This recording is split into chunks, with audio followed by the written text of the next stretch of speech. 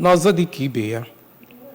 Gọvanọ Chukwuma Soludo gbapere ụlọ oriri na ọṅụṅụ akpọrọ Dalobi Hotel nke nwere ọnụụlọ mkpachi 86 dị n'ezi Owerri nke kansụl ime obodo Idemili North. Ya bụ ụlọ oriri na ọṅụṅụ arụrụ ọhụrụ bụ nke a na-atụ anya na ọ ga-akwalite ọnọdụ akụnụba site n'ikewapụta ọrụ ma dọpụtakwazi ndị na-abịa njem nlesepụ anya ndị ga-abịa na kansụl ime obodo ahụ. Kirie ka akụkọ ahụ ha n'uju. Dịka ọ na-agbape ya bụ ụlọ oriri na nkwapịa ka Gọvanọ Soludo kọwapụtara mkpa ọ dị itinye uchu na inye ndị Anambra akụrụngwa eji enyere ndụ aka yanakwa ịkwalite ọnọdụ azụmahịa na akụnụba na Anambra steeti. Kọwakwa na ya bụ ụlọ oriri na nkwapịa nke ọhụrụ bụ nke rụtụrụ aka na atụmatụ nke ọchịchị ya nọ ugbu a ji ịhụ na emere ka Anambra bụrụ ebe ndị ji ego achụ ego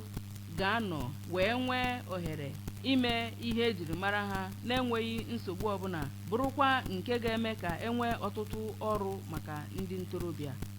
Gọvanọ Soludo bụ onye nọrọ n'oge ahụ wee nye ụmụ nwanyị ajadu dị 500 n'ọnụọgwụ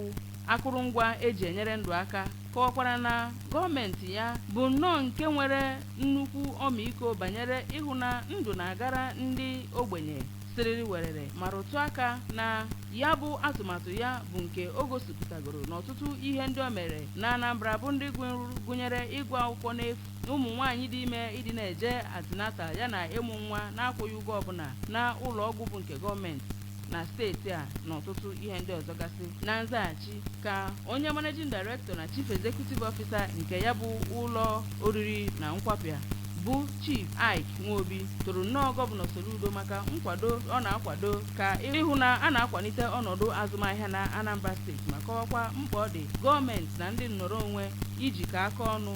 wee hụ na ebuliri Anambra elu. Onye ji ọkwa Chief of Staff nyegara Gọvanọ Soludo bụ Maazị Ernest Ezeaju, onye isi ndị Anambra State Association of Town Unions ASASU bụ Barrister Titus Akpudo na ọtụtụ ndị ọzọ gasị eji okwu ha agba izu bụ ndị bịara ya bụ mmemme.